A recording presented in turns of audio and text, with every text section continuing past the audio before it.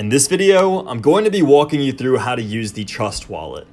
Now, Trust Wallet is a little bit unique because in order to access it, you have to download it through either the Apple App Store or the Google Play Store. What this means is that you're probably going to have a smartphone or a smart device in order to access the Trust Wallet. Now, once you go ahead and download it off of the respective store, whichever device you may have, you're going to get logged in and you're going to have to create a wallet and create an account. Now, in this process, it's going to prompt you with a 12-word seed phrase. This is going to be your secret recovery phrase in case you ever lose your account. Something to note here is that if you ever do lose your account, this phrase is the only way that you're going to be able to get access back to your Trust Wallet. So keep this written down somewhere, keep this somewhere safe, because whoever has access to the seed phrase has access to your account in its entirety, which means if someone has access to that secret recovery phrase, they can take money out of your account and even put money in as they see fit. So again, keep this somewhere secure, keep it private, and keep it somewhere where you can access it in case of a worst case scenario. But once you're in and you have all that settled, this is what it's going to look like for you. We can see that just from the initial login screen, we can send cryptocurrency, we can receive cryptocurrency, we can also buy it and swap it. So if we go to send, it'll let us select a cryptocurrency. Now, I currently don't have any inside of this wallet, but it'll allow you to buy and send and receive this just like all of the other different wallets out there. Again, if you're going to be sending cryptocurrency, what that means is that you're going to be taking it off of Trust Wallet and sending it somewhere else, wherever that may be. Now, the odds are you either want to pull money into your wallet, and what that means is that you're going to be taking it off of another exchange or another wallet and uploading it to the Trust Wallet. Now, beyond this, we can go and click on things like Bitcoin and Ethereum, and this is where we're going to be able to find those devices. Now, furthermore, if we want to go and actually try to buy some cryptocurrency, we can do that just as easily.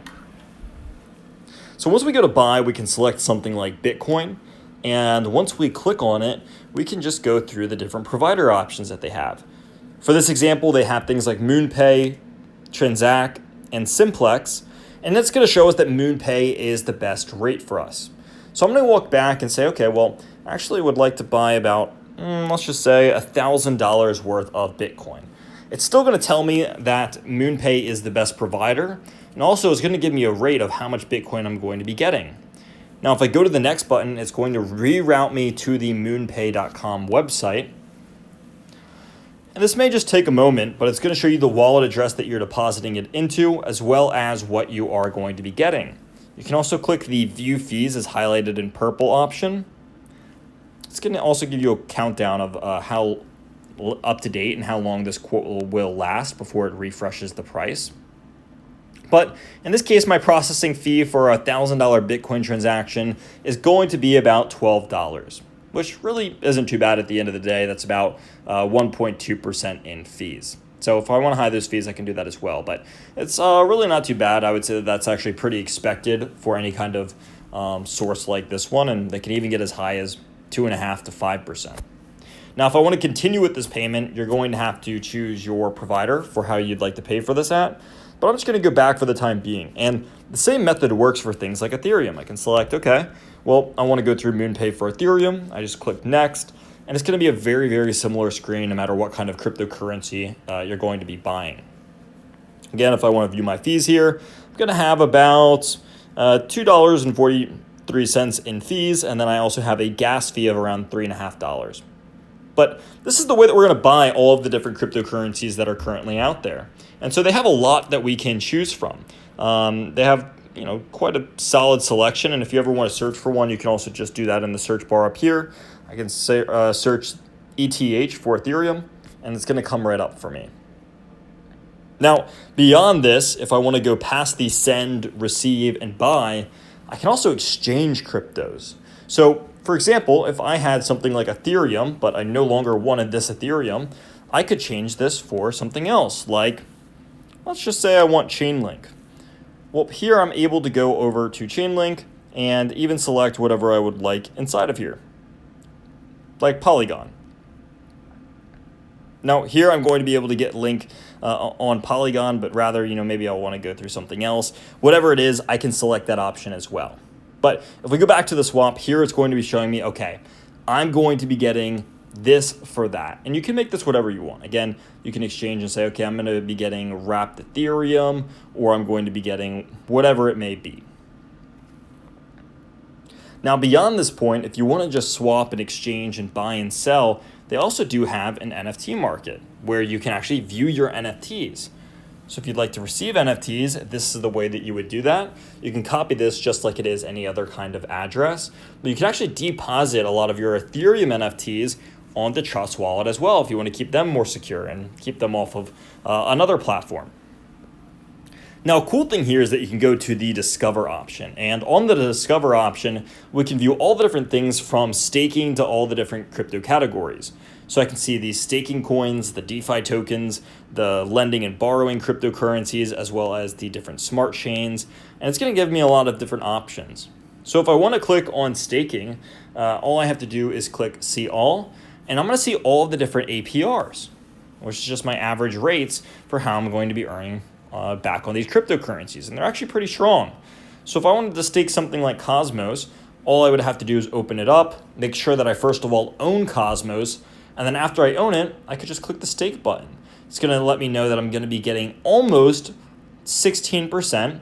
However, I have to lock it up for at least 21 days. Now, during this 21-day process, you're not going to be able to touch this crypto, which means if you want to send it somewhere else, you're not going to be able to until that 21-day period is over. Also, if you'd like to sell it or get rid of it or do anything with it, it's going to be locked away, so you're not going to be able to access it properly. Now, once that 21-day period is over, you're going to have full access to it again, and that is going to be the solution for you. But you're also going to be earning interest on your crypto. In this case, it'll be about 16% APR. And this will vary from cryptocurrency to cryptocurrency, but if you go back, we can view all of the different rates. And if I want to see all the different DeFi tokens, because that's an industry that I am interested in, then I can view all of those inside of here as well. Finally, one of my favorite features that they have built into the app is the Browse section. Now, from here, you can search for different cryptocurrency websites or anything that you want to have bookmarked. In this case, I like to use CoinMarketCap. So I'm going to search CoinMarketCap right into this search bar up here. And here it goes. It's the second one down. So I can click on it. And then I can go to the three little dots at the very top of the screen and click Bookmark. Now, I already have this bookmark, so it's going to give me the option to remove this bookmark. But this is how you're going to be able to bookmark stuff from inside of the app. Now, if we go backwards and click the little X button to exit out, I can see my previous search history as well as my favorites. So if I ever want to get back to CoinMarketCap, all I have to do is click on that favorites button, and it's going to bring me to exactly where I bookmarked. So I could bookmark something like CoinMarketCap or The Block or Coinbase or whatever it may be, and I'm going to be able to operate whatever that application or that search is inside of the app as well, which is really, really cool. And finally, if you want to go to settings, you can view just all of your private and security settings, as well as your wallet information and the different socials that Trust Wallet has. So overall, Trust Wallet really is a great source. You can do a lot in here, anything from NFT-based security to just buying and selling and exchanging cryptocurrencies, and even staking some tokens if you'd like to do that.